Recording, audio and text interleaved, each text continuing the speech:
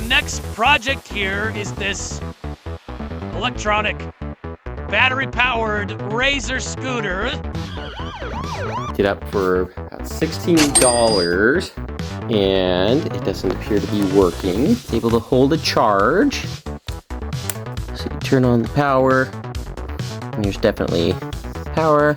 So I think it's the easiest is I'm going to pop off the tire there, get access to the motor, apply some power to it, and see if it spins.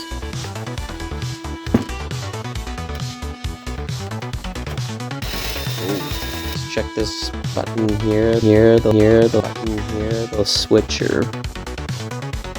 My dirty voltmeter. Yeah, well, that switch is working.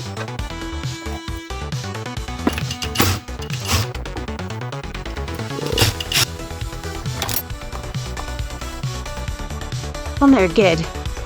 There we go. So, after checking a bunch of the parts on that scooter, I think that the most likely culprit is this electrical controller. So I'm going to swap it out. Alright, so let's see what it do.